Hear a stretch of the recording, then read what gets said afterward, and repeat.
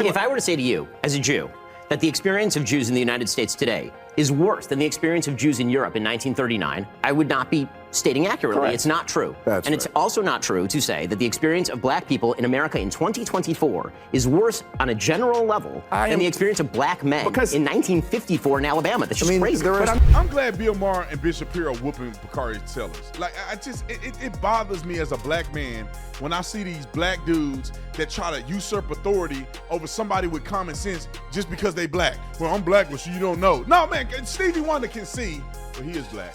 Well, Helen Keller could see that black people ain't as bad off as they used to be in America today, that things have changed.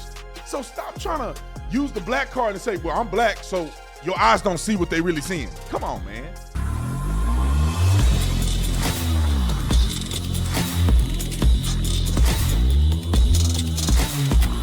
This video is brought to you by Angel Studios' adventurous cartoon series called Tuttle Twins. I'm sick of all the propaganda that they're pushing to our kids, and Tuttle Twins gives a expanded, elevated, adventurous, clever take on certain important topics, and they do it in a way that's entertaining to your kids. How does a country end up in ruins because people are paid the same? Equal pay is one of the many mistakes that governments make when they think they know better than the people. Before, doctors, lawyers, bakers, teachers, and taxi drivers were paid based on how much people value their skills.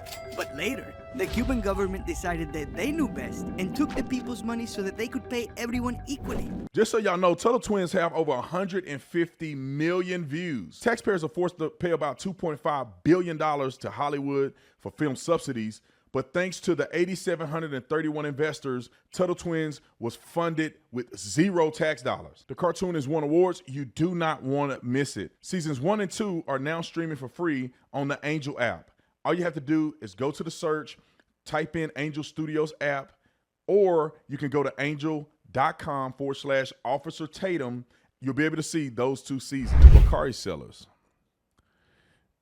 In my little opening statement, I wanted to say a little more about this chasm of black people that are, see, the thing is that there should be 2 black people in this room.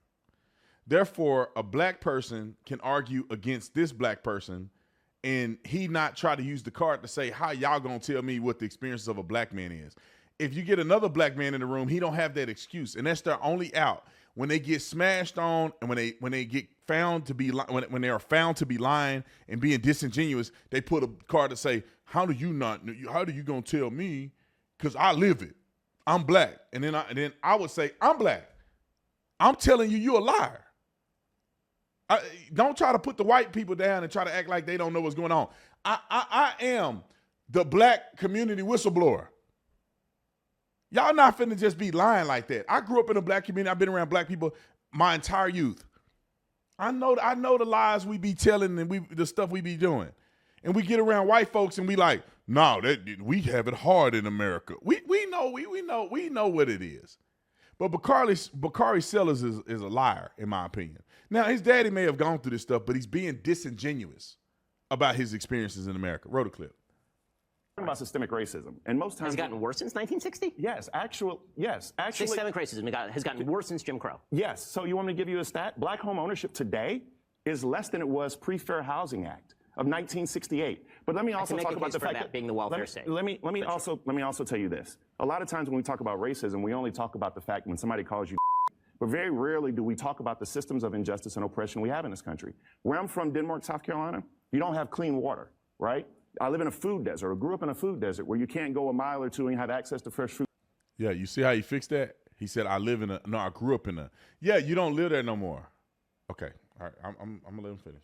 And vegetables. The schools are falling apart. The infrastructure is eroding. Bakari, is your life as a black man better or worse than it would have been if you had been born in 1920 in the United States? Well, all you have to do is ask my father, who literally was shot in the Orangeburg Massacre, right? Who helped found SNCC, who marched with Marion Barry and Stokely Carmichael and Martin Luther King, and the list goes on and on and on. And he will tell you today that he feels like this country's at 1954.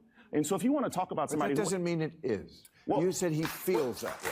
That's ridiculous. Thank you. It is. Come on. But I think the ridiculous notion is for either one of you all to have the audacity to believe that you understand what the experience is to be. this is where they make me mad. See, you see that Bill Maher called him out for being ridiculous. Because his dad said, I feel like it's 50. That don't mean that it is. The policies are not consistent. Laws are not consistent with what he's saying.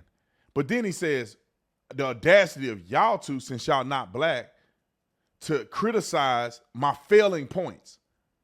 And these two guys slowly but surely have to acquiesce to a certain degree and say, yeah, we don't quite understand. Now, no, you do understand. You have common sense. Look around the nation. And as a black man, I'm telling him he lying. This is falsehoods. Black people got it way better than America. Just because y'all don't do nothing with what you got, don't mean you got it worse. I have to object to that. But you just said I cannot talk about it because I am not part of a group. I am a sentient human being. You're right. There's two ways you cannot understand something. One is to be too far from it. We're too far from it. I doubt it. We can't see like you can. One is to be too close to something. And then sometimes you can't see it accurately either. Okay.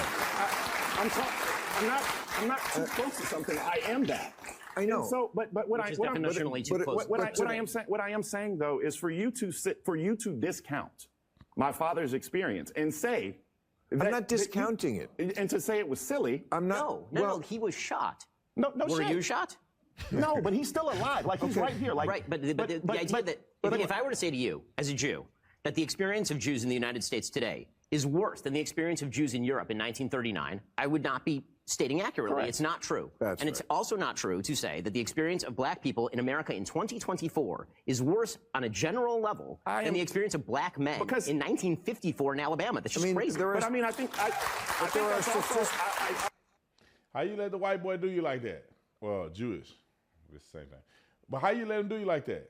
See, these black people get on here and start the ones like this, not ones like me and Candace and others who got a connected brainstem and it's not thriving off of being a victim.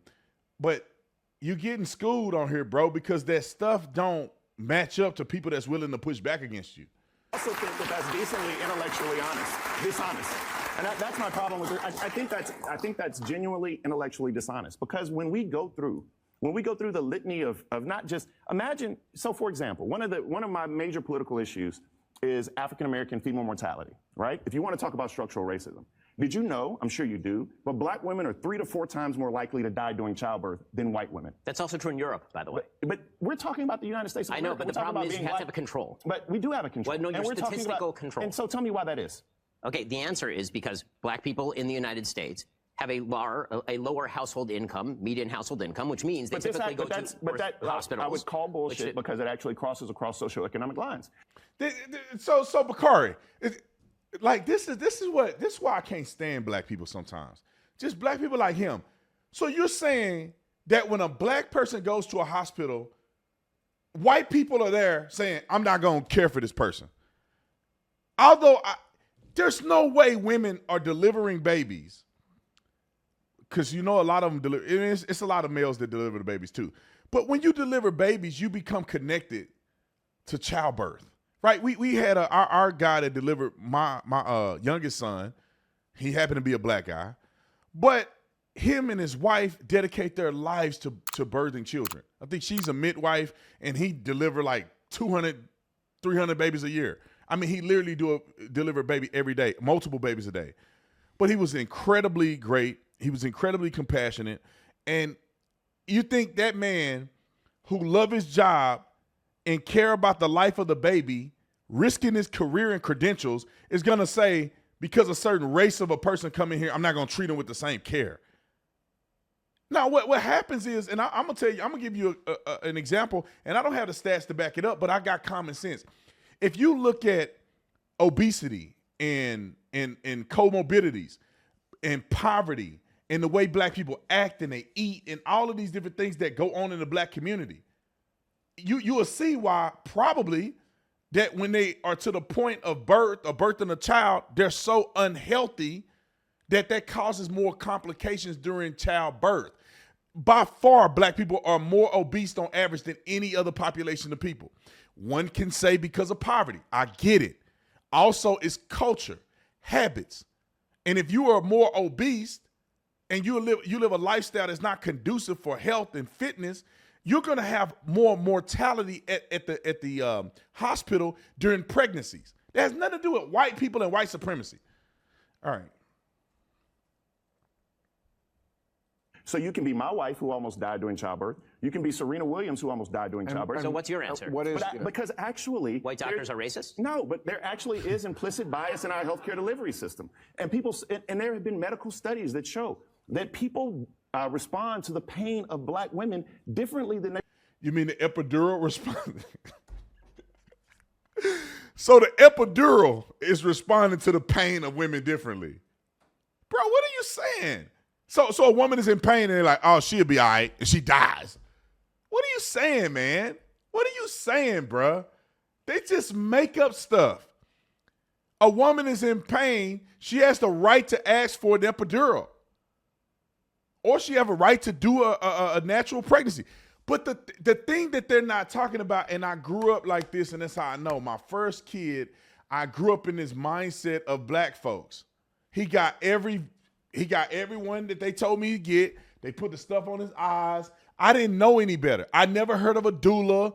We did some pregnancy classes, but they weren't really legitimate, real pregnancy classes. They were kind of free pregnancy classes. So they didn't go into depth in a lot of stuff. So I didn't know a lot about any of this. If I went back, we were young, so she should have had a birth at home in a bath where she's vertical, or she's where it's almost zero gravity.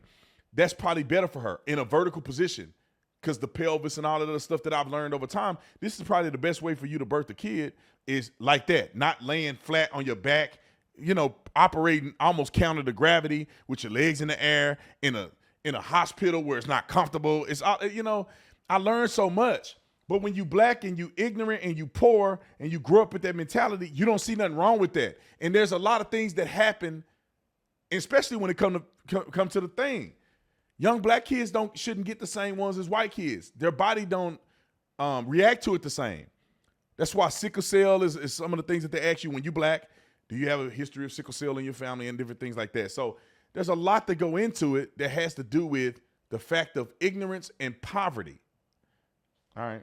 Respond to the pain of white women. Yeah, I believe that literally is a fact. And so I am trying to help both of you all understand that sometimes there are systems in place that just treat people differently. So that, for example, would have nothing to do with the rates of, say, pregnant obesity by various communities. There are many, many confounds when it comes to these particular issues. And unless you remove the statistical confounds, you end up with trying to blame vague, shadowy figures like implicit bias, which are innately insanely difficult, if not impossible, to measure.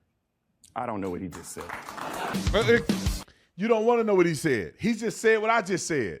If you have a population of people, let's talk about this for a minute. If you have a population of people that almost to the point of an epidemic are obese, we can look at the numbers. If you look at what I'm looking at on my phone, all you got to do is do a Google search. I only search obesity by race. If you look it up, it says from 2017 to 2020, 49% of non-Hispanic black adults were obese, the highest rate of any racial group. And in 2021, 43% of black adults were obese, which you go to Hispanic, 45%, and then it dropped down to 37%. You go to white, 41%, 32%. You go to Asian, 16%, down to 12% in 2021. And you can't tell me that obesity isn't almost a comorbidity to things going south for you in labor. I don't do this for a living, and common sense tells me that is a factor. And so when you talk about the rate of mortality amongst black women, when you say generally speaking, is mortality greater amongst people who are obese? If the answer is yes, obesity is a contributing factor to birth more deaths, then you have to say the group with the highest level of obesity may experience the highest level of fatalities during pregnancy. How is that hard to believe? But people like Bakari Sellers is like, it's systemic racism. Okay, what does that look like, my man? Every doctor is a racist. That's what you're saying. Every doctor is a racist. Think about this. If you're a doctor on the south side of Chicago, every person you deal with is black. So is every black person dying on you? No. Every person you deal with is black. So you either it's just crazy to me that they make up stuff to make themselves feel better. Well, black household ownership isn't the same as, yeah, because black people do not prioritize. Black people are conditioned to want instant gratification. I felt it when I first started making some money. First thing I bought was a car. That's not smart. First thing I should have done was made some investments into into Manson money. That's what I should have did. If I knew Manson then, I would have. The first thing I should have did was make some investments. But that's not culturally what black people are taught, and that's not culturally what black people do. Passing down generational wealth isn't a thing. Now, you could say it's because of slavery or whatever the case may be, but a lot of black people are not focused on that. I can't name a person that has died in my family that have left us anything. Nothing. They have nothing. And if I don't intervene now in a couple of my family members, we ain't going to have nothing when they die. My grandfather. What did my grandfather pass down to us? Nothing. A bill. Both of my grandfathers had died. And my third grandfather, which is not my biological grandfather. What did he pass down when he passed away? Thank God he served in the military because they covered his funeral. And he didn't even want to get buried on a military site. But thank God he had the military because that would have been a bill. They did not have life insurance.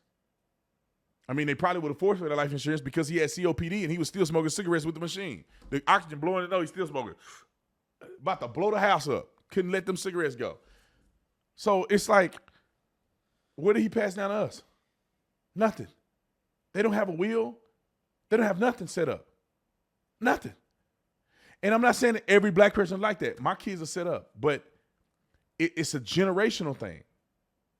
I have not one person in my family has died and nobody can say we got some inheritance from a family member or we got property, we got a business that was passed down to us. Not that I know of the family members that I know.